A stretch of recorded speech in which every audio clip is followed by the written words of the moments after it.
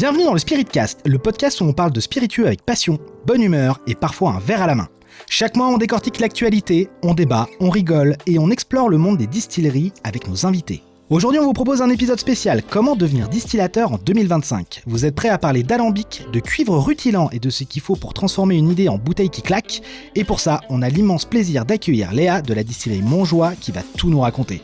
Mais avant de plonger dans le sujet, laissez-moi vous présenter l'équipe de choc de Spiritcast. Parce que soyons honnêtes, sans eux, ce podcast ressemblerait à une bouteille vide, triste et inutile. On commence avec Kevin, c'est le propriétaire du Radabinch, un bar où la bière craft française est reine, mais où les spiritueux ont aussi une place de choix. Il connaît tout ce qu'il y a à savoir sur les microbrasseries françaises, et depuis qu'il s'est découvert un goût pour les spiritueux, il passe plus de temps à parler de rhum et de whisky qu'à servir des IPA. Bref, c'est un passionné qui pourrait vous convaincre que bière et spiritueux, c'est la même famille après tout. Ensuite, on continue avec Marie, c'est notre caviste indépendante et grande défenseuse des spiritueux artisanaux. Elle a le don de toujours découvrir des bouteilles incroyables avant tout le monde et elle peut parler avec autant d'enthousiasme d'un gin infusé aux algues bretonnes que d'un calvados vieux de 20 ans. Mais attention, si vous prononcez « je veux un Bordeaux à moins de 10 € » avec un ton de mépris, elle risque de vous corriger avec un sourire légèrement passif-agressif. Et moi-même, votre hôte, guide et parfois arbitre dans cette joyeuse bande. Mon rôle, poser les bonnes questions, relancer les débats et m'assurer que ça ne parte pas totalement en freestyle. Amateur de spiritueux depuis toujours, j'adore explorer les histoires et le savoir-faire derrière chaque bouteille. Et accessoirement, je suis aussi celui qui doit couper les blagues douteuses de Kevin au montage. J'en ai une! Je te coupe la parole, comme ça tu pourras pas la couper. Voilà, ça y est, ça commence. Tout le monde sait qu'il faut boire environ 1,5 litre d'eau par jour. J'ai fait mes petits calculs. En bière, ça équivaut à peu près 1,6 litre pour une bière à 7 degrés. Pour du pinard à 12 degrés, il faut boire 1,7 litre pour avoir sa quantité d'eau. Et si tu veux la version extrême, t'as 2,5 litres de vodka à 40 degrés pour avoir ton 1,5 litre de flotte par jour. Voilà, bonne journée à tous. Merci. On y voit tellement plus clair maintenant. Sans déconner, Kevin qui relance l'économie. Oh là là, on a des problèmes d'eau, buvez de la vodka! Mais mec, c'est de la science! Ouais mais alors attends, ta vodka à 40 degrés, d'accord? Donc t'as dit qu'il fallait 3 litres par jour.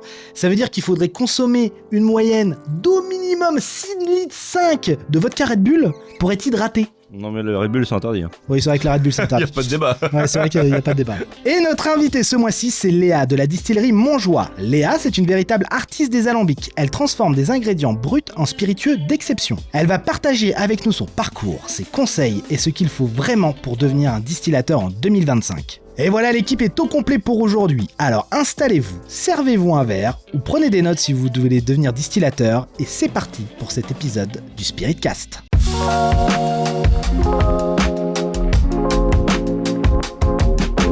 Ça va les copains? Salut, ça Coucou. va bien.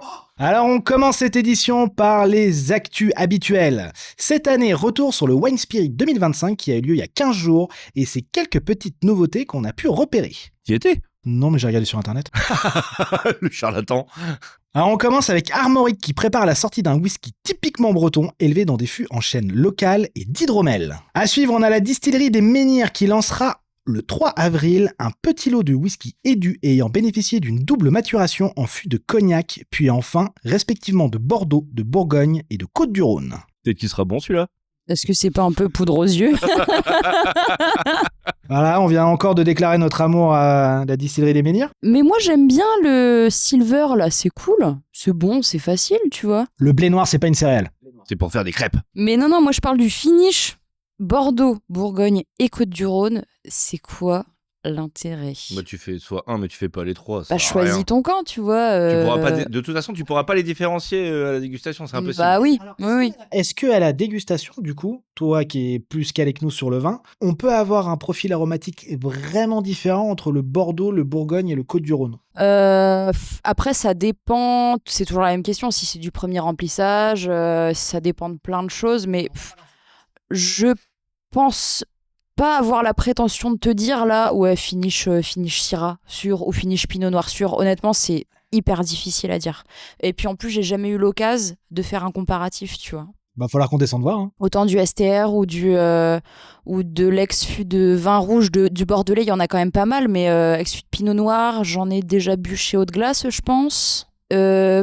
Côtes-du-Rhône, c'était des ex-fûts de Condrieu, je crois, donc en blanc. Je sais pas, c'est dur à dire. En vrai, c'est dur. Ensuite, on a le domaine de Fontagard qui élargit sa gamme avec une édition élevée en fût de cognac et de pinot des Charentes 100% folle blanche. Ouais, moi je trouve ça chouette. Là, pour le coup, il se démarque avec un monocépage. Folle blanche en 100%, c'est assez rare quand même, parce que c'est un cépage qu'on trouve un peu dans le pays nantais et vachement dans le cognacé, mais une eau de vie 100% base de folle blanche, moi j'en ai jamais vu. Et ensuite, on a la distillerie du Vercors qui a présenté L21H-5. J'en veux pas, direct. Le nom m'a cassé les couilles. Non, moi ce qui me fait marrer, c'est que on a tous dit, tu vois, que Domaine des Hautes-Glaces, les noms étaient imbuvables. Ouais. Et comme ils sont super cotés, toutes les distilleries en ce moment sont en train de sortir des noms. Non, mais on dirait des plaques d'immatriculation, sauf que sur la voiture, il y a la plaque d'immatriculation et ils mettent quand même un vrai nom. Tu vois ? Il y a, je sais pas moi, l'Opel Corsa. Et en dessous, il y a la plaque. On dirait le nom donné à un enfant d'Elon Musk. Il l'a fait. Mais est-ce que ça a l'air bon quand même ? Est-ce que c'est un peu sexy ? Parce que le nom, franchement, c'est imbuvable. C'est leur première expression d'une collection intitulée Craft by Sequoia, élaborée à partir d'un même lot d'orge maltais, brassé, fermenté et distillé dans la même fenêtre de tir et logé en différents types de fûts dont une partie servira à cet assemblage. Ouais, en gros, c'est un whisky. Voilà, c'est parce que j'adore le principe de orge maltais, brassé, fermenté sur la même fenêtre de tir. C'est un process, c'est un whisky en fait. Voilà. Tu vas être très très bon en résumé à l'école. Ouais. Moi, je marquais à la fin et voilà. Alors, à suivre après Brown-Forman et alors que le groupe a enregistré une baisse de moins 18,2% de son résultat opérationnel au troisième trimestre, c'est au tour de Campari Group d'annoncer une restructuration globale, laquelle pourrait entraîner une réduction de 10% de ses effectifs, soit environ 500 personnes. Et à côté de ça, on a The Avant-Gardist, la plateforme digitale de la maison du whisky qui célèbre ses 3 ans avec un chiffre d'affaires en hausse de 52,2% en 2024. TAG indique que le gin représente une bouteille vendue sur 3, soit 32% de son chiffre d'affaires, et que les whiskies français représentent 10,5%.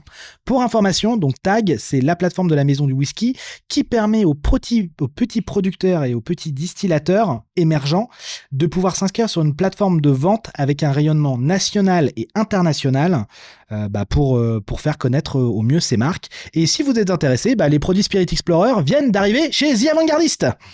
Donc, félicitations! Ils prennent combien déjà ? 18%? Non, alors pour le coup, tu vois, je vais faire l'avocat du diable, pas parce que on est rentré chez eux, mais parce que c'est les seuls à avoir ce système-là. La plateforme The Avant-Gardist ne prend pas un pourcentage de marge sur la vente des produits. Ce sont les seuls. Tu prends tous les autres grands sites de vente de spiritueux, tu payes un pourcentage comme Twill ou n'importe quoi, c'est au pourcentage. Tu payes un forfait à l'année qui est de l'ordre de, je veux pas dire de conneries, je crois que c'est 500 ou 600 € pour un produit. Et après, alors c'est beaucoup moins cher, c'est digressif au nombre de produits. Et en fait, en intégrant leur plateforme, tu rentres dans le même système de calcul de coût d'achat et de coût de vente que tous les autres produits. Par contre, tu ne peux pas décider du prix d'achat de tes produits. Eux, ils ont un logiciel, parce que c'est tellement gros, où tu dis, moi, je veux vendre mes produits à tel prix. Eux le rentrent à l'intérieur, ça calcule les droits d'alcool, les droits d'assises, tout machin, et ils te disent, non, on vous achète le produit à tel prix. Donc, c'est à toi de pas te tromper, et si tu dis, non, moi, ça me correspond pas, donc dans ces cas-là, ton prix de vente va augmenter sur leur site internet. Mais pour le coup, c'est totalement transparent. Ils ne se cachent de rien sur leur site. Mais quoi. Le prix, du coup, le prix d'achat que eux vont te proposer, du coup, il est forcément vu à la baisse, c'est toujours le même plus ou moins pourcentage de baisse, ou c'est un peu petit bonheur la chance? Non, c'est un savant calcul où ils vont te calculer le prix des vignettes douanières, le prix de la vignette sociale, le prix que toi tu veux vendre le produit, parce qu'en fait c'est pas eux qui disent ton produit je vais le vendre tant. Ils te disent à combien tu veux vendre le produit. Voilà, c'est toi qui décides du prix. Et une fois que tu as dit moi je veux vendre le produit à tel prix, eux vont dire non, on te l'achète à tel prix. Et leur coef est vraiment pas déconnant. On arrive dans un coef à peu près rentable. Oui, mais rentable à une échelle d'une entreprise qui brasse des millions de quilles à l'année, quoi. Donc forcément, tu gagnes moins bien ta vie à vendre chez la maison du whisky qu'à vendre chez des cavistes comme toi indépendants, par exemple. Oui, bien sûr. Mais après, parce que c'est vrai que je trouve que chez la maison du whisky, ils ont toujours des prix de vente conseillés qui sont dégueulasses, en fait. Et c'est en lien avec ça, du coup, vu qu'ils se gavent sur en fait, le prix de vente conseillé, tu regarderas, c'est le prix de vente qu'ils vendent les produits sur la plateforme pour les particuliers sur leur site internet. Ah oui, ok. Oui, d'accord. Donc, ils te disent, vendez pas plus cher que nous, parce que du coup, vous serez plus cher que nous, qui ont un meilleur rayonnement. Alors, ce que j'ai vu, ce qui est vrai et pas vrai, parce que la majorité quand même des cavistes indépendants vendent plus cher que la maison du whisky. De toute façon, t'as pas le choix. T'as pas le Factuellement, choix, entre oui. un moment, tu peux pas gagner 3 € sur une bouteille. La distillerie du Goéland a présenté lors de Wine Paris, tiens, on y revient, j'ai oublié de la mettre avant, son Boréal Dry Gin, élaboré à partir de baies de plantes locales de Saint-Pierre-et-Miquelon, dont notamment des bourgeons de sapin baumier et des feuilles de thé du Labrador. Et là, pour le coup, moi, ça me chauffe à moitié, parce que déjà, faire un gin à Saint-Pierre-et-Miquelon, vu qu'il s'est éloigné de tout, et qu'il n'y a rien sur place, ça doit être cool. L'English Whisky Guild a déposé une demande d'indication géographique pour le whisky anglais, ouvrant pour cela une consultation publique jusqu'au 19 mai prochain. Dans la foulée, la Scotch Whisky Association a exprimé des préoccupations sur celle-ci, car selon elle, la proposition de définir le whisky anglais single malt en ne nécessitant pas que la distillation soit sur un même site et non l'ensemble du processus de production menacerait la réputation du whisky single malt plus généralement, et donc le scotch. La SWA prévoit ainsi de répondre formellement à cette consultation afin de défendre sa vision sur la catégorie single malt. Donc en gros, c'est une demande de réduction du cahier des charges de l'appellation single malt anglais pour que la production de matières premières distillation-vieillissement ne soit plus obligatoirement fait en Angleterre. C'est un retour en arrière, je suis pas convaincu que ce soit vachement bien pour l'appellation, qu'elle s'ouvre plus, sachant que les États-Unis viennent de valider l'American Single Malt, qui, elle, oblige les producteurs à avoir une matière première, une distillation, un vieillissement sur le territoire américain. Un peu façon les jus japonais qui sont pas distillés au Japon, quoi. Bah, c'est ça que je comprends pas. Pourquoi est-ce qu'ils demandent une réduction de leur cahier des charges alors que le Japon a fait des pieds et des mains l'année dernière, justement parce qu'il s'est rendu compte que des marques comme Toguchi, dont le jus en fait était du jus écossais. Et il faisait que le vieillissement et l'embouteillage au Japon, et c'était marqué whisky japonais dessus, quoi. Sazerac a mis en vente un fût de bourbon Papa Van Winkle 15 ans d'âge au profit des victimes des incendies de Los Angeles. L'enchère débutée à $10 000 a d'ores et déjà dépassé ce mardi les 3,1 millions. Les fonds récoltés iront à la World Central Kitchen. Ça a commencé à $10 000. Ouais. Pour acheter quoi? Alors, pour acheter un whisky américain, un bourbon, de la marque Papa Van Winkle, qui est la marque de bourbon la plus appréciée aux États-Unis et la plus chère. C'est-à-dire qu'une bouteille de Papa Van Winkle, en général, ils les mettent en vente aux enchères parce que c'est des petits lots. Une bouteille vaut dans les $1 200 à peu près. Et donc là, ils ont mis un fût aux enchères à $10 000, qui, donc l'enchère n'est pas terminée. Et ce mardi, elle a atteint les 3,1 millions de dollars et l'enchère n'est pas terminée. Mais c'est énorme! Ouais, alors après, c'est aussi du lobbying américain où ils aiment bien des fois dépenser des sommes astronomiques quand ça va dans des associations. Parce que là, c'est au profit d'une association. Donc, c'est de la défiscalisation américaine. En achetant de la tease. En achetant de la tease. Cotswold Distillery a sorti sa première édition limitée The Single Cask de 2025. Banyuls 1742, ils auraient dû s'arrêter à Banyuls, qui sort à 50 degrés. Un whisky élaboré à partir d'orge maltais locales et vieilli dans des fûts de chêne français ayant contenu, comme son nom l'indique, du Banyuls. Et moi, perso, ça me chauffe. Carrément. 50 chevaux, j'avoue. L'Angleterre va abandonner à partir du 1er mai prochain ses timbres fiscaux qui avaient été introduits en 2006 pour contrer une fraude qui avait apparemment été surestimée de plus de 600 millions de livres par an. Ils nous ont cassé les couilles en 2006 à rajouter une petite vignette rouge dégueulasse sur les bouteilles pour lutter contre la contrebande d'alcool. On parle d'anglais, donc déjà c'est dans leur gène au départ. Et maintenant ils te disent oui bah finalement on va l'enlever parce qu'on s'est peut-être trompé de 600 millions de livres. Ils avaient dû filer le dossier à un stagiaire. Ou à la CAF. Roselier a développé un nouveau rhum sous le nom Nazca, un pur jus sourcé à la distillerie du Simon en Martinique, vieilli dans des fûts de whisky lorrain et embouteillé à 40%. La Fédération française des exportateurs de vins et spiritueux a publié les données des exportations 2024 de spiritueux français, révélant une baisse en valeur de 6,5% à 4,5 milliards de ventes, avec des chutes notables de cognac qui ont diminué de presque 11%, de Calvados qui ont diminué de presque 15% et d'Armagnac qui ont diminué de presque 16%. À l'approche de la Saint-Patrick, Bushmill a présenté 4 nouveaux single malt dans la série Private Reserve, les whiskies âgés de 10 et 12 ans élaborés à partir d'orge non tourbée et affinés en fûts d'Amarone, de Moscatel, de Bordeaux et de Tequila. Moi perso, les finitions Bushmill, j'aime bien, ça sort à des prix qui sont en général assez corrects, donc ça me chauffe assez moi. La distillerie Paul Desvoiles en Haute-Saône a présenté à Bispirit son premier single cask, né d'une double distillation d'orge maltais et élevé durant plus de 36 mois dans un fût ayant contenu du vin rouge de Sancerre. Pinot noir. C'est juste des pinots noirs moins chers qu'en Bourgogne. Et du coup, c'est bon? Oui, probablement. Ça a pas l'air de te chauffer du tout. Mais non, mais les finishes en fût de pinard, c'est cool, mais... Oui, bah les fûts, ça coûte pas cher.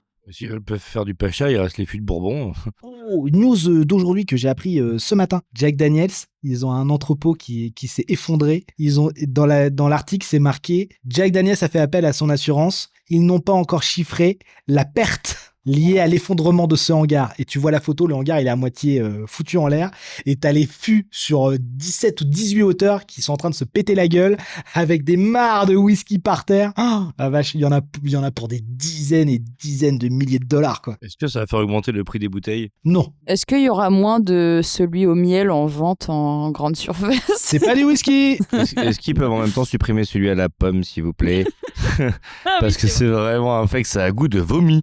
Selon Reuters, Pernod Ricard étudierait la cession de sa marque de champagne GH Mumm. La valeur est estimée à plus de 600 millions. Après Clan Campbell, Pernod Ricard a l'air de vouloir sortir de son catalogue ses marques de grande distribution, faisant certes du volume, mais des chiffres d'affaires assez médiocres. La spiriterie française Château du Breuil a dévoilé Le Breuil Single Cask Finition Palo Cortado, un nouveau single malt issu d'orge Golden Promise et affiné en fût de Palo Cortado. Le Palo Cortado, du coup, c'est un Jerez. Tu le vois pas, mais il se fout de ta gueule, Marie. Parce que tu sais dire avec l'accent. Thomas, c'est le mec, en anglais, en 6ème, il disait 2. Ouais, Thomas répète après moi. Aberlour. Aberlour. Je vous avais montré les vidéos de la nana qu'elle est... L'émi Chalère, elle est là, genre... Mais cette Aberlour. com, elle était géniale. La nana sur YouTube, elle a gagné des milliers d'euros juste en prononçant correctement le nom des whiskies écossais. Et pour finir, on a Drink Intel qui a publié un petit focus sur le marché des spiritueux en France, soulignant les défis économiques et politiques de la filière, tout en mettant en valeur certains de ses segments les plus résilients. Son analyse révèle notamment que les whiskies français, avec environ 100 distilleries et 115 marques sur le marché, connaît une croissance prometteuse, portée par l'attrait du terroir et de soutien aux producteurs locaux, et que les bitters, apéritifs et liqueurs bénéficient d'un soutien via la tendance de la consommation responsable et la dynamisation du marché des cocktails. Elle a noté par ailleurs un ralentissement de l'inflation au second semestre 2024, laissant entrevoir une possibilité de stabilisation des prix favorable à la consommation de spiritueux en 2025. En gros, consommons français. Mais dis-moi, Thomas, c'est une super transition, ça? Eh, t'as vu, elle est belle la Elle est transition. très très belle. Attends, jingle. L'alcool, c'est pas cool. Non, c'est pas cool. Alors pourquoi il y a le mot cool dans l'alcool? Ouais! Bonjour Léa. Salut. Et aujourd'hui, comme indiqué dans le titre, on plonge dans les coulisses du métier de distillateur parce qu'on a un invité de choix, Léa, qui est à la tête de la distillerie Montjoie. Elle va nous raconter son parcours, mais surtout comment on passe d'une idée un peu folle de « et si je faisais mes propres cidres spiritueux » à une distillerie qui tourne avec des bouteilles qui font rêver. Léa, encore merci d'être avec nous. Alors, pour commencer, est-ce que tu te souviens du moment où cette idée a germé dans ta tête? Oui, je me rappelle, j'étais encore à l'école. Alors à l'école primaire, Non, le lycée Non, école d'ingé. École d'ingé. Voilà. Ah, t'es déjà vieille. Ouais, déjà Non, vieille. elle a pas connu comme nous les shooters de tequila à 4h30 du matin en 3ème. Hein. Alors, moi non plus, j'ai pas connu Thomas. Thomas s'est confié sur un passé compliqué. Voilà. C'était pas compliqué. Tu rigoles, c'était trop bien. Tu sais pourquoi je buvais de la tequila à l'époque? C'est comme quand je me suis mis au gin tonic. Pourquoi est-ce que je suis un gros consommateur de Parce que gin c'était tonic? pas cher. Parce que quand j'ai commencé à aller en boîte Que de t'as pas nuit. de palais. Alors j'avais pas de palais à l'époque, ça c'est Palais clair. de Labrador. Quand t'as 18 ans et que tu vas en boîte de nuit, moi j'avais déjà rodé que si je prenais une bouteille de whisky, j'allais avoir tous mes potes qui allaient taper dedans. Alors que si je prenais une gin, tout le monde disait oh c'est pas bon, c'est amer. Du coup j'achetais ma bouteille de gin, elle était safe sur la table, elle ne bougeait pas. Et voilà, j'avais ma bouteille pour la soirée. Putain, le mec est perso. C'est intelligent. Mais non, mais je fais pareil avec mes bouteilles de vin 80 nature. balles la bouteille de gin en boîte à l'époque. 80 Allez balles. en boîte, Thomas. C'est pas faux. Mais j'y travaillais, je te rappelle. Bonjour Léa. Alors, donc tu étais pas en 3ème, tu étais en école d'ingé. Voilà. Et tu sais quoi, on va échanger. Fais mes blagues et moi je vais faire ton texte. Parce que sinon on va pas s'en sortir. Donc moi j'étais en école d'ingé. En fait, il y a deux choses qui m'ont amené entre guillemets sur l'alcool. C'est que déjà de un, je voulais être à mon compte. Ça c'était hyper important pour moi. Et en fait, à la base, tout mon cursus était plutôt orienté sur le lait.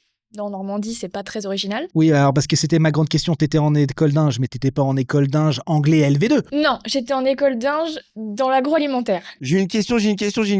Parce que tu dis que t'étais dans le lait Ouais. et on peut faire fermenter du lait. Exactement. Oui. Est-ce qu'on peut faire de l'alcool de lait? Oui, moi j'ai du Lactalium, c'est fait à base de lait de chèvre fait en Savoie, c'est de la vodka, c'est absolument immonde. Voilà. En fait, c'est ça qui m'a amené sur le. Bah, ça tombe bien qu'on en parle. En fait, moi, d'un moment, je me suis dit, bon, le lait, c'est un peu vu et revu. Enfin, j'ai pas forcément envie de partir là-dedans. Et c'est une personne qui m'a dit, mais tu sais, ça existe la liqueur de lait. Je me suis dit, quelle idée de merde. Il faut le dire plus fort, Léa. Quelle mauvaise idée, quelle idée de merde. Je sais même pas comment on fait de l'alcool. Enfin, je sais, j'avais eu quelques cours de distillation, mais je savais pas plus que ça, vraiment l'aspect pratique. Et donc, je me suis dit, tiens, c'est intéressant, je vais voir ce qui existe comme expérience, comment je peux me former, etc. Et j'ai trouvé une distillerie qui proposait justement un partage d'expérience. Donc, on était entre le stage et la formation. Et je me suis dit, vas-y, je tente, je veux voir ce que c'est. Et j'ai adoré, vraiment coup de cœur sur la distillation, l'alambic, mais vraiment il y avait un côté poétique, genre c'était vraiment magique. Et du coup là j'ai eu le déclic. Quand l'alambic fonctionne, quand tu vois la goutte qui coule, je sais pas Alors, comment vous expliquer. avez pas vu, mais en fait, Léa, quand elle a dit quand l'alambic fonctionne, elle avait les mains jointes, genre révélation divine, quoi. Ah mais c'était presque ça, vraiment. C'était magique, enfin j'ai trouvé ça magnifique. Enfin, j'ai adoré et je me suis dit j'y vais quoi. Au moment où tu te dis j'y vais, t'as le feu en toi, Ouais. passer d'une idée à un projet concret. Toujours une grosse étape dans n'importe quel type d'entreprise, mais surtout quand tu veux devenir distillateur. Qu'est-ce qui a fait que tu t'es dit je vais me mettre à mon compte? Parce que t'aurais pu aller bosser dans une distillerie. Elle a déjà répondu, Thomas. Dans ces 2 critères, elle voulait être à son compte. Oui, c'est vrai qu'il y a être à son compte. Ça, c'est vrai que non, ouais, de base, moi, je voulais être à mon compte après l'école. Bon, bah après, moi, c'était une question. Il n'y avait pas de risque. Enfin, me lancer après l'école, si je me loupe, bon, bah, ça peut arriver, c'est pas très grave. Les dégâts seront minimaux. Enfin, à part mon ego, il y aura pas grand chose de cassé, quoi. Oh, l'ego, ça compte beaucoup. Ça compte, mais c'est pas trop grave. Donc, je voulais être à mon compte tout de suite après l'école. Enfin, j'ai bossé un tout petit peu après, mais voilà. Et donc, du coup, je fais quoi? Je découvre la distillerie, gros coup de cœur, et direct après, j'ai arrêté l'école en septembre, et ça a mis un peu plus d'1 an pour vendre mes premières bouteilles. J'ai une petite précision. Est-ce que avant, parce que j'ai l'impression que tu as le coup de cœur vraiment sur le process du fait de distiller. Est-ce que avant ça, tu avais quand même ce côté épicurien, curiosité, dégustation Non, de c'est venu différents après. spiritueux? D'accord, c'est C'est venu venu après. après. Moi, je suis vraiment. Alors, on peut pas dire ça à tomber dans l'alcool, c'est pas le terme, mais j'ai vraiment découvert le monde du spiritueux par le biais du process et de la Chimiquement distillation. parlant. Ouais, ah ouais, vraiment. Et quand tu parles avec plein d'amour comme ça, de waouh, c'était merveilleux et tout, c'était vraiment pas la prouesse chimique ou technique, mais c'était waouh, c'est incroyable comme machine, un alambic. Tout le processus, en fait, le fait que l'alcool vienne capter les propriétés chimiques dans les macérations, le fait que physiquement, voilà, l'évaporation, c'est un principe tout bête. Mais donc le procédé de l'alcool est tout bête et pourtant tu fais des produits, mais il y a une palette de possibles qui est infinie et je trouvais ça incroyable. Enfin, en termes de créativité, t'as très peu de limites, quoi. Si ce n'est réglementairement parlant, mais ça c'est autre chose. Mais voilà, donc je me suis dit, c'est un métier super complet, très beau, qui a quand même, qui est enfin ancestral, qui est quand même, qui remonte à nos racines, etc. Donc vraiment, ça m'a parlé, ça a vibré en moi, vraiment, c'était presque poétique, quoi. Donc du coup, ouais, il y a eu un coup de cœur sur le métier, quoi. C'est très chouette parce qu'on aurait tendance à penser, de manière assez facile, qu'on se lance dans la distillation parce qu'on est d'abord passionné par le produit. Et j'aurais tendance à dire qu'il vaut mieux mon biais qu'un autre biais parce que moi, par exemple, là où j'ai été me former, enfin voilà, il y a des gens, le gars a refusé de les former parce qu'il y avait quand même une tendance, il voyait bien que il y a quand même, faut voir quand l'alambic qui coule, pendant toute une journée, t'as de l'alcool à 80% qui coule, qui sent dans toute la distillerie. Si on prend pas garde et si on est quand même un tant soit peu, un petit peu trop attiré vers le produit, ça peut être pour quelqu'un dont c'est le métier, un problème. C'est ce qu'on appelle boire le fond de commerce. Après, quand on parle de gens qui sont passionnés par le produit, on parle de passionnés par le goût, pas par les quantités. Ouais, mais moi, enfin, tu vois, ce que tu fais, normalement, ce que tu fais, tu l'adores. Donc, tu vois, tu vas goûter par curiosité, etc. Et en fait, si tu prends pas garde, faut quand même faire attention, quoi. Ce qui nous permet de placer le petit l'abus d'alcool est dangereux pour la santé, à consommer avec modération. Exactement. Mais malgré ça, c'est vrai que les gens qui sont dans ce domaine, on sent bien que au fur et à mesure, c'est le goût et c'est la dégustation qui plaît, plus que de se boire un coup le soir, etc. Donc moi, c'est vraiment venu par le process que j'ai découvert le produit plus que ça, parce qu'avant, j'avais une consommation tout à fait lambda. J'aimais j'aimais bien boire un coup entre amis, mais j'avais pas T'avais pas la d'appétence culture, pour la la culture culture spi, du quoi. spiritueux, etc. Je l'avais pas. Et alors, qu'est-ce que tu buvais en soirée, Léa? Qu'est-ce que je buvais en soirée? Alors, j'étais très bière. Oh bah on veut des noms, parce que là, du coup, tu vas nous sortir des noms de bière. On va peut-être être obligé de te sortir de ce podcast. Non, en vrai, après, moi, j'aime bien le gin, voilà, donc j'étais déjà très gin. Et le whisky, bah, tu vois, c'est venu après. Maintenant, j'aime bien le whisky, mais c'est venu après, je buvais pas beaucoup de whisky avant. Et donc, du coup, on imagine que créer une distillerie, ça se fait pas en un claquement de doigts. Entre les autorisations, les taxes, les douanes, ça doit être un vrai parcours du combattant. Comment ça s'est passé pour toi entre le moment où tu t'es dit « je me lance, j'ouvre ma distillerie et je sors ma première bouteille » Alors, première étape déjà, c'est tu prends contact avec les douanes de ton secteur. Donc, nous, c'est Caen. Donc, en fait, pour ma part, même s'il y a toujours des choses à dire, mais les douanes de Caen sont plutôt sympas, sont plutôt réactifs. Voilà. Et donc, du coup, en fait, la création de statut, parce qu'en fait, nous, on a moi, j'ai un statut de distillateur allégé. Donc, il y a plein de statuts différents. Mais en fait, c'est tout ça pour dire que j'ai le droit de distiller que à ma distillerie. Voilà, je peux pas me trimballer de Oui, t'as ferme pas en le statut de ferme. distillateur ambulant. Voilà, exactement. Donc ce statut, il est assez léger finalement parce que beaucoup plus facile à surveiller. Donc du coup, ils sont pas trop prises de tête là-dessus. Donc en fait, le statut avec les douanes, c'est plutôt créé facilement. Ensuite, il a fallu prendre contact avec la ville une fois que j'ai trouvé le local, parce que déjà, faut trouver le local. Donc ça aussi, c'est un bon moment quand même. Et une fois que le local est trouvé, faut prendre contact avec la ville parce que tu peux pas implanter une distillerie comme ça. Faut une autorisation de ta ville. Donc ça a été un peu plus long parce qu'en fait, les villes, elles savent pas faire. C'est des procédures, des démarches administratives qu'elles ne connaissent pas. Et en fait, du coup, il faut remonter à la préfecture. Donc ça a pris un peu de temps. Ça veut dire que tu as fait une démarche envers ta ville qu'elle ne connaissait pas. Donc, ça veut dire que globalement, ils seraient quand même pas venus te faire chier puisque de toute façon, ils savaient pas qu'il fallait leur demander. Oui, exactement. C'est ça. Donc, C'est génial. Mais c'est- bravo Léa pour ton intégrité. Oui. Vraiment, c'est super. Et t'es tombé sur une Corinne à l'accueil de la mairie qui a fait c'est quoi? c'est ça. Alors, bonjour Corinne, mais non, j'ai dû relancer plusieurs fois parce qu'en fait, c'est des dossiers qui sont pas importants pour eux. Et sauf que, toi, ça urge, quoi. Mais en fait, en parallèle, moi, j'avais quand même des travaux à faire dans le local, plus, fallait trouver l'alambic. Donc, en fait, c'était pas pressé à la semaine. Mais en fait, ces démarches administratives, si tu les pousses pas un petit peu et si tu les suis pas de près, ça peut prendre des mois. Donc, en fait, voilà. Donc, en gros, on peut dire, première étape avant Douane. de faire quoi que ce soit, Douane. on passe un petit coup de téléphone aux douanes, on va les voir, on dit bonjour monsieur, madame, oui, je veux faire de l'alcool, oui, ça va me coûter cher, oui. Ensuite, on trouve un local, on fait en sorte que le local soit administrativement et de façon sécuritaire utilisable pour faire une distillerie, parce qu'on peut pas monter une distillerie n'importe où. Ils ont le droit de refuser. La ville a le droit de refuser Aux normes de sécurité, ouais. que tu installes une distillerie. Si t'es à côté d'une usine qui produit des trucs inflammables, j'en sais rien, enfin... Ça dépend de ces trucs-là ou pas? Alors, je sais que les douanes peuvent refuser, par exemple, si ton local est chez toi. Ah ouais? Parce qu'il y a un côté propriété privée, alors que les douanes doivent pouvoir rentrer quand ils veulent, où ils veulent, à n'importe quel moment, la nuit, le jour, enfin voilà. Donc ça, ils peuvent te le refuser. Et j'ai une question con, mais t'as besoin d'énormément d'eau pour le brassage? Alors, moi, je n'ai brassé que récemment et j'ai pas les installations pour brasser. Brasser et distiller, c'est vraiment deux choses différentes. Donc moi, je vais chez un brasseur pour brasser. Mais dans ce cas-là, oui. Mais par contre, pour tout ce qui est processus, par exemple, de refroidissement, moi, j'ai des cuves de stockage. Donc en fait, c'est une eau qui tourne. Donc en gros, j'ai 1000 litres qui tourne, qui circule et ça me permet justement de pas avoir une consommation d'eau énorme, quoi. Sur les consommations d'énergie, moi, c'est plus le gaz parce que j'ai fait le choix d'être au gaz. Donc pour tout ce qui est brûleur, alambic, etc., là, c'est énorme. Mais sinon, moi, en eau, ça va. Et justement, en parlant de ça, du coup, quand t'arrives, donc c'est bon, t'as le local, t'as tout ce qu'il te faut. Pour distiller, il nous faut bien un alambic. Exactement. Et des alambics, alors nous on le sait, je pense que les gens qui nous écoutent doivent s'en douter, des alambics, il y en a une multitude de modèles différents, il y en a abordables, il y en a qui sont hors de prix, il y en a qui sont, on va dire, de technologie ancienne, comme les alambics charentais, il y en a qui sont de technologie toute nouvelle, comme les nouveaux alambics hybrides qui apparaissent un peu partout. Qu'est-ce qui motive le type d'alambic que toi tu vas utiliser? C'est le type de produit que tu veux sortir? Est-ce que c'est plus un côté économique?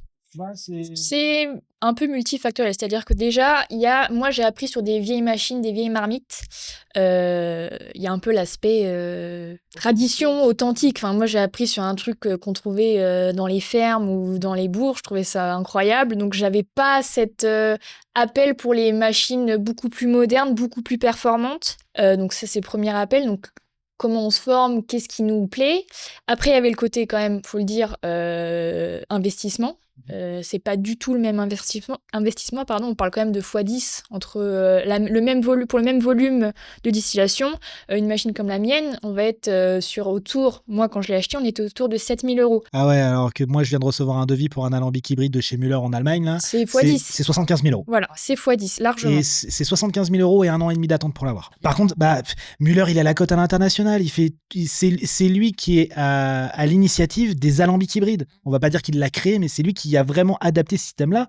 Sauf que je pense que Léa va être d'accord avec moi. En fait, le problème d'un alambic, c'est que tu as beaucoup de facteurs à prendre en compte, dans le sens où, certes, l'alambic te coûte moins cher, mais plus tu vas prendre un alambic qui va te coûter pas cher, plus ton plan énergétique va te coûter cher. Plus ton process est cher. Alors que si tu prends un alambic Müller, par exemple, comme c'est à bain-marie, donc tu peux passer plusieurs prods à l'intérieur, donc forcément ton coût de production, lui, va diminuer.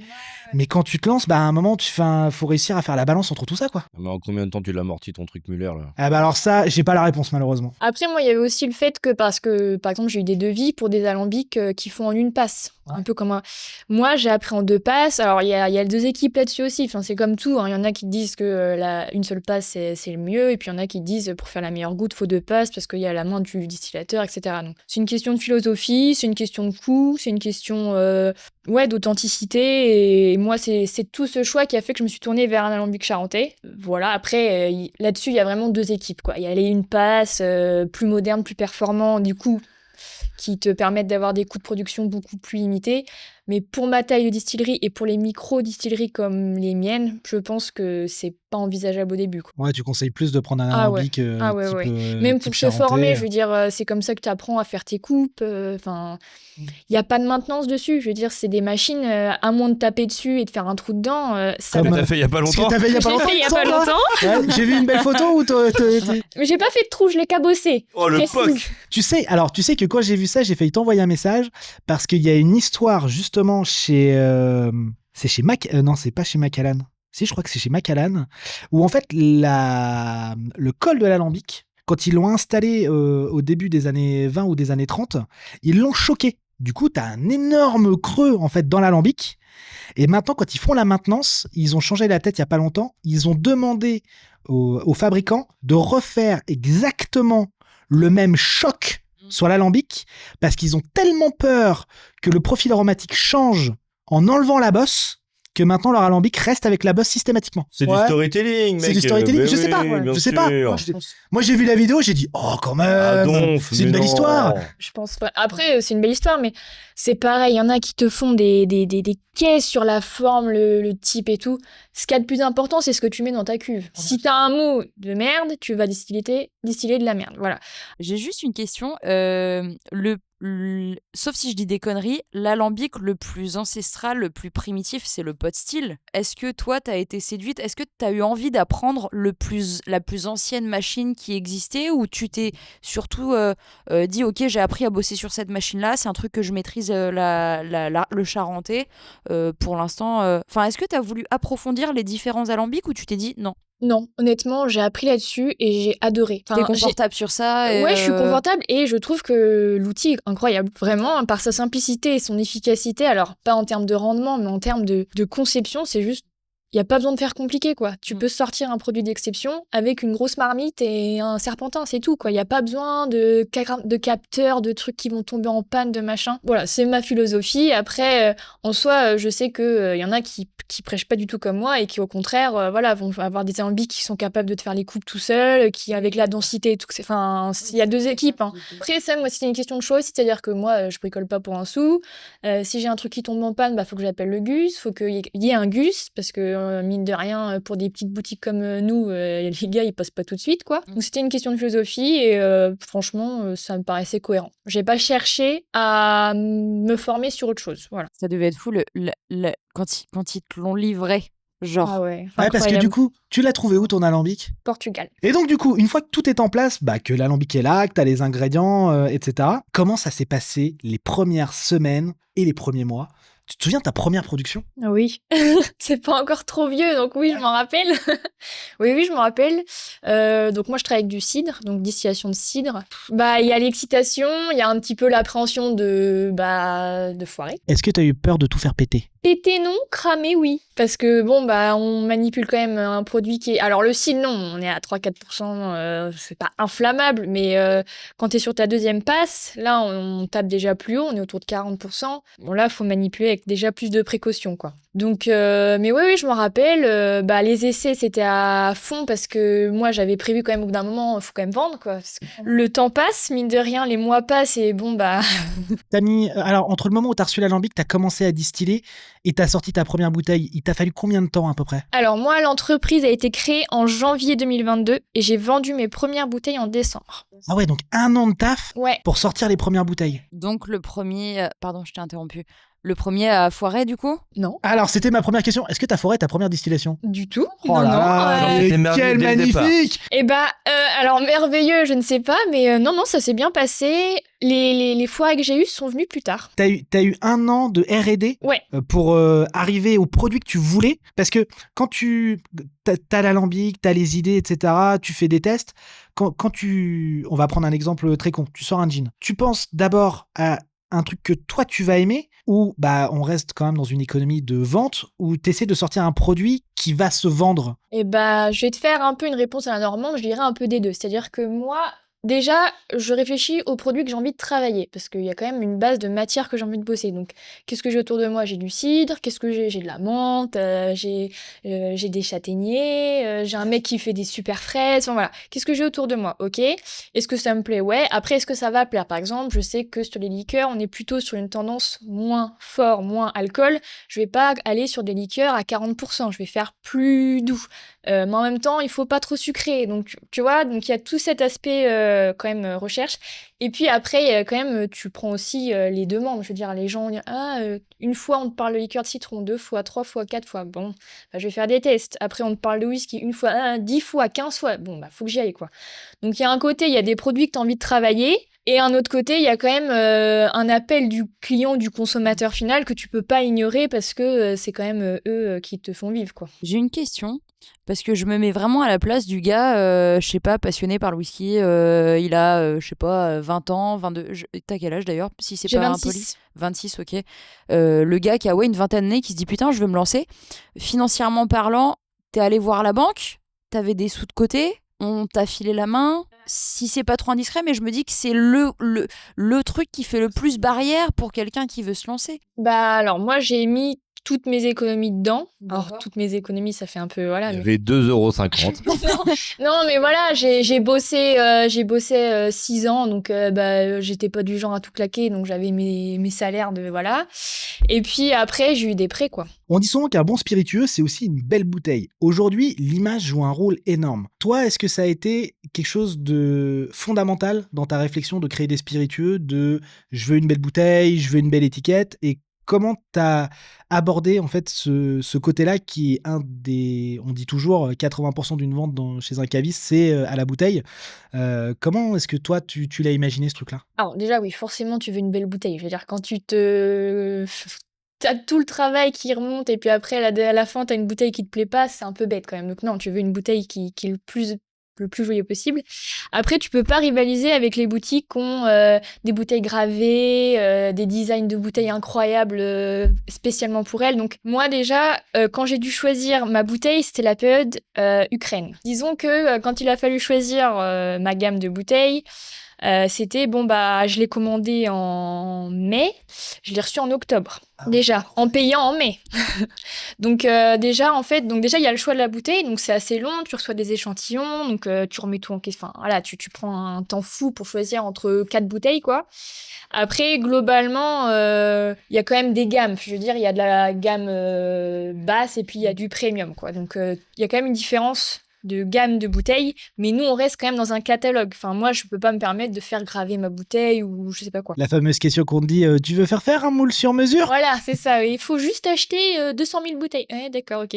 Déjà j'en ai acheté 1000 et puis on verra, quoi. Et après il y a l'étiquette. Alors l'étiquette, moi j'ai la chance, c'est que Je me débrouille un peu en graphisme, mais enfin voilà, hein, les graphismes pro, ils vont s'arracher les cheveux, mais enfin voilà, en tout cas, j'ai des On petites ne pourra bases. jamais rivaliser avec Voilà, un graphisme c'est pas du professionnel pro. qui est fait, que Voilà, tu payes, machin, exactement. etc. On fait avec ce qu'on a, quoi. Exactement. Donc moi, j'ai quelqu'un qui est graphiste qui m'a dit, bah tiens, on peut y réfléchir. Donc on a pris un peu de temps pour réfléchir et je me suis lancée. Et d'ailleurs, j'ai fait une erreur parce que j'ai fait une étiquette et une contre-étiquette. Et je voulais que l'étiquette soit magnifique, donc que les éléments essentiels et beaux, et derrière, les éléments dont on s'en fout un peu, donc l'adresse, enfin, les trucs comme ça. Et en fait, bah, vu que j'étiquette à la main, bah, c'est une énorme erreur parce que Moi, je l'ai pas faite parce que tu me l'as dit. voilà, mais il y a plein d'erreurs comme ça. Par exemple, j'ai choisi une bouteille que je trouve magnifique, mais qui n'est pas cylindrique. Elle est conique. Donc c'est pareil, pour choisir ta forme d'étiquette, bah au final, tu peux pas choisir un rectangle que tu payes pas en moule. Donc tu prends une forme d'étiquette spécifique, donc tu réfléchis sur la forme d'étiquette que tu payes à l'imprimeur. Donc tout ça, c'est des choses, bah moi j'ai fait des erreurs, j'apprends au fur et à mesure. Et puis du coup, bah là, par exemple, toutes mes étiquettes sont en train de changer parce que j'en ai marre de coller une étiquette, retourner et recoller une étiquette à la main, c'est très Je te long. rassure, je rechange encore mes étiquettes le Bah mois oui, prochain. mais c'est la enfin, 3e itération c'est pas grave. depuis 1 an et demi, quoi. Mais c'est sympa aussi, tu vois Enfin, moi, je sais que j'ai toutes mes gammes, on dirait. J'ai mes bouteilles, les évolutions des étiquettes et en fait, elles sont de plus en plus. Enfin, moi, je trouve qu'elles sont de plus en plus belles, donc c'est chouette aussi de faire évoluer la chose, quoi. Ce qui va nous amener à un des derniers sujets très importants. T'as ton alambic. Tu fais le meilleur produit de la Terre. T'as une bouteille qui claque. Maintenant, va bien falloir la vendre, hein, parce que si elle reste dans l'entrepôt, ça va pas servir à grand chose. Toi, distillatrice qui commence, on peut dire petite distillatrice, micro-distillerie, on est d'accord que t'as pas les moyens de te payer un commercial qui va parcourir la France pour vendre tes produits. On a du mal en ce moment à trouver des agents multicartes pour vendre nos produits, parce qu'ils sont de plus en plus exigeants aussi. Donc quand on n'est pas connu, on n'arrive pas à rentrer dans des catalogues.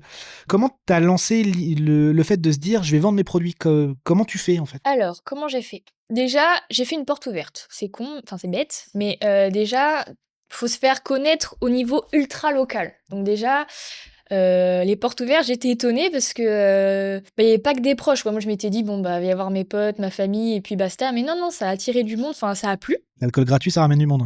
C'était pas gratuit.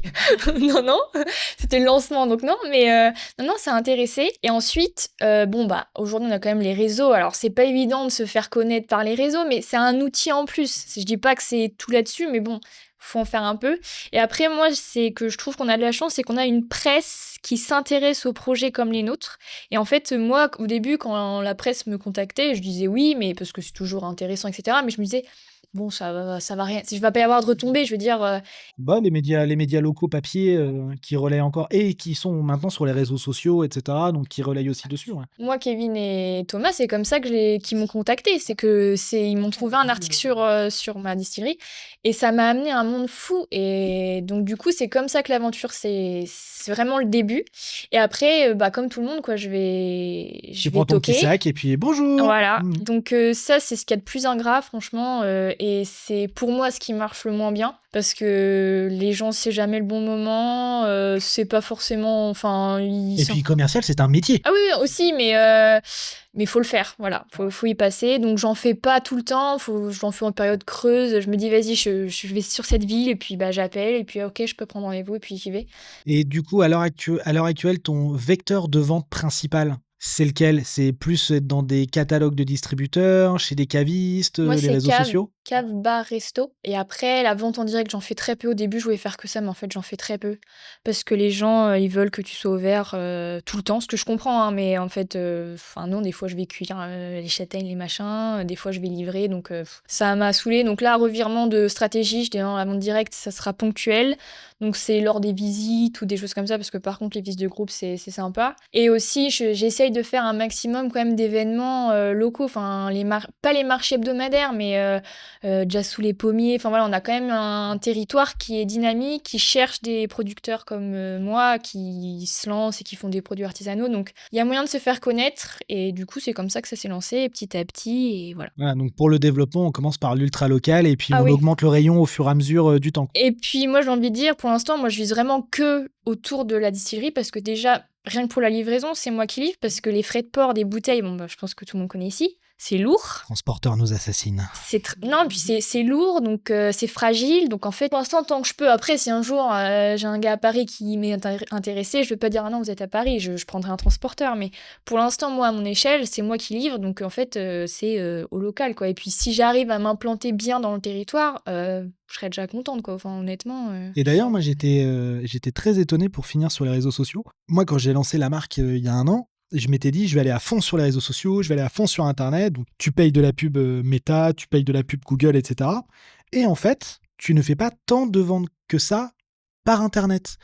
Et je me suis rendu compte, et ça, c'est un conseil que je donne à tout le monde qui veut se lancer dans la distillerie sur la partie vente, ne pensez pas parce que vous avez un beau branding, un beau site Internet et que vous payez de la pub sur Internet que ça va vous apporter de la vente. En fait, les clients, étonnamment, je ne pensais pas, sont plus intéressés à aller acheter leurs produits en cave et dans des magasins spécialisés et n'achètent pas tant d'alcool que ça sur Internet. Ouais, mais par contre, ça rassure, tu vois. Ouais. Ah bah Moi, par je contre, sais c'est de la visibilité. Voilà, moi, mon site internet, c'est un scandale, enfin, clairement, voilà.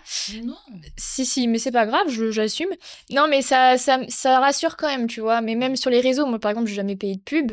Mais le client qui est vraiment intéressé, parce que notre cible, c'est quand même les gens qui sont intéressés par le profil soit de la personne, du projet, des produits, etc. Bah, ça peut l'intéresser. Alors, ça va pas forcément déclencher des ventes, mais voilà, par ça contre, crée une profondeur. Je suis d'accord avec toi que les réseaux sociaux, moi je l'ai vu, tu sais, même avec des agents multicartes qui te disent bah moi je vais pas vendre vos produits parce que vous n'êtes pas connus. Je dis bah oui, mais si vous vendez pas mes produits, je peux pas être connu. Donc en fait, il faut plus utiliser les réseaux sociaux et Internet pour donner de la visibilité sur tes produits et rassurer le client final. Mais faut pas compter sur le site Internet pour faire de la vente en gros volume, quoi. Ouais, moi je pense que, tu vois, moi j'ai un compte pro. Alors toi, j'ai vu que tu avais 400 ou 500 abonnés sur ta page. Non, mais c'est déjà super chouette. Mais non, mais parce que tu te dis que c'est que des gens. Alors forcément, il y a une petite partie, c'est les familles, c'est la famille, c'est les copains, tout ça. Mais tu as quand même, je suppose, une grosse partie où c'est que des professionnels qui suivent ton travail. Et moi, voilà, je viens de m'abonner. Sur ma page pro, j'ai 116 abonnés. T'as beau taguer des vignerons, t'as beau taguer des. Mais. Enfin. Personne m'envoie des messages en mode waouh, c'est stylé ce que tu fais, waouh, elle est où la cave, où tu bosses. Enfin, moi je pense que les réseaux sociaux c'est bien d'être présent, de montrer que voilà on est plus ou moins actif, qu'on poste un peu et tout. Mais je trouve que payer pour paraître, pour être mis en avant, perso, hein, je pense que c'est de l'argent mis dans le vent. Et si demain je devais faire un business plan, c'est de l'argent que je mettrais pas dans mon prévis, tu vois. Alors bah tu vois, moi qui le fais en ce moment, je suis pas forcément d'accord avec toi parce que le problème c'est que quand tu es sur les réseaux sociaux ça reste des entreprises privées, tu vois, qui sont là pour gagner de l'argent. Donc malheureusement, si tu veux une visibilité large, tu vois, par exemple Instagram, tu peux choisir entre la région, la France, les types de clients, tu peux vraiment cibler ton client type. Et quand tu payes, tu vois vraiment la différence de visibilité. Par contre, c'est bien ce que je dis, attention, c'est pas parce que tu as de la visibilité que ça va déclencher de la vente. Mais par contre, ça met dans la tête des gens que tu existes. Donc quand tu te lances, bah, c'est comme tout, comme payer un article dans la presse de la Manche, enfin dans de la presse papier ou n'importe quoi. Moi, j'ai été contacté là par Le Figaro, tu vois, parce qu'ils voulaient faire un article sur les produits régionaux, je sais pas trop quoi. Je leur ai dit bah non, je suis pas intéressé. Ah oui, mais on fait les produits régionaux. Je dis oui, mais je sais, vous allez me demander de l'argent. Donc non, en fait, je vais pas payer pour. Je serais très content d'être dans Le Figaro, mais le jour où ce sera gratuit, quoi. C'est comme pour apparaître dans Le Petit Futé ou les trucs comme ça. Ouais. De toute façon, tout coûte de l'argent. Des trucs gratuits, ça n'existe pas. Alors, sauf cas exceptionnel où on a vu des distilleries péter du jour au lendemain. Pourquoi il y a eu un engouement qui a été fait que, mais dans la majorité des cas, tu prends des pagaies et puis tu vas ramer pendant un moment, quoi. Après, c'est pareil, on en parlait ensemble il n'y a pas si longtemps que ça. Entre un commerce de passage et un commerce de destination, il y a une énorme différence. Toi, bah, t'es un commerce de destination, on vient pas à Gavray-sur-Sienne par hasard, quoi. Moi, j'ai mis une fois les pieds à Gavray parce que j'avais un gars, parce que j'étais au lycée à Marlan, donc je connais bien les alentours de Granville. Et donc je connais bien les alentours de Granville. Gavray, c'est le trou, quoi. T'as une église, je sais même pas si t'as une boulangerie, et puis t'as que des agriculteurs. Il y a 3 boulangeries. Ah, pardon. Et là, c'est vraiment Mais pas commerce dans de ça, oui, par contre, c'est destination. vrai.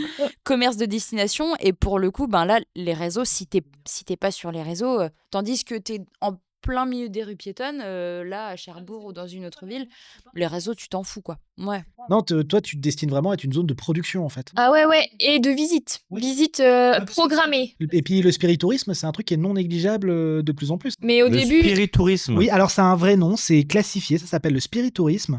Et moi, je l'ai vu dans le Pays d'Auge, par exemple, avec toutes les distilleries de Calvados. Elles se mettent toutes, en fait, à avoir un petit restaurant à coller à la distillerie. Enfin, ils misent de plus en plus, en fait, sur le côté, alors régional, tu vois, très typique, et à générer du passage et de la vente par des animations autres. Je voudrais revenir, c'est très intéressant ce que tu dis, je voudrais revenir sur un point que vous avez abordé juste avant par rapport aux réseaux sociaux. Effectivement, je trouve qu'on ne déclenche pas de vente via les réseaux sociaux. Éventuellement, tu peux déclencher du passage. Mais si vous vendez peu en direct les distilleries, c'est parce qu'on aime bien, en tant que client, avoir le choix et que tu vas te référer à ton caviste préféré pour savoir ce que tu as envie de boire ce soir ou dimanche ou machin par rapport à tes habitudes de consommation, et que peut-être qu'il va vendre une bouteille de chez toi et peut-être qu'il va vendre une bouteille d'un mec en Bretagne ou j'en sais rien. En revanche, et c'est là où je trouve que tu le fais très bien, parce que même moi ça m'amuse et voilà, c'est que une fois que la vente elle est faite et que peut-être le mec il est parti avec une bouteille de chez toi, il va s'abonner à ton compte et ensuite ça entretient la relation de proximité entre toi et les gens qui consomment tes produits. Et je trouve que tu utilises le ton de l'humour, tu parles de tes problèmes, enfin tu fais les choses avec beaucoup de dérision, et je trouve que ça a créé des fois de l'émotion ou en tout cas de l'attachement, parce que ça nous amuse l'espace d'une story ou machin, et je trouve que tu fais ça très bien. Je trouve que c'est plus important pour moi d'utiliser les réseaux sociaux comme ça pour entretenir le lien entre le fabricant et le consommateur, plutôt que pour vendre tout le temps. Et même justement, c'est cool de temps en temps qu'une entreprise elle ait rien à nous vendre, qui a un peu de distraction et enfin voilà, moi je trouve ça hyper important, et pour le coup tu le fais très bien sur les réseaux. c'est gentil, merci. Mais je rebondis parce que moi, je suis comme vous, j'utilise les réseaux à titre perso. Et c'est pareil, quand je suis des entreprises où chaque story, c'est pour vendre son produit ou nous dire que c'est les meilleurs ou machin, au bout d'un moment, on s'en fout, quoi. Et c'est Avec vrai toujours que... des liens vers le webshop Voilà. et machin.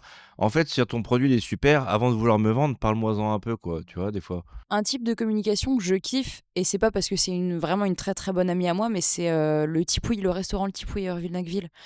Chacha, je la connais depuis une bonne dizaine d'années maintenant, et elle, tu vois, elle est patronne du restaurant, mais elle va poster bien sûr une photo de sa nouvelle carte, une photo de ses assiettes, mais la plupart du temps, elle va filmer la sale gueule de son chef ou de sa responsable de salle en mode tu vois.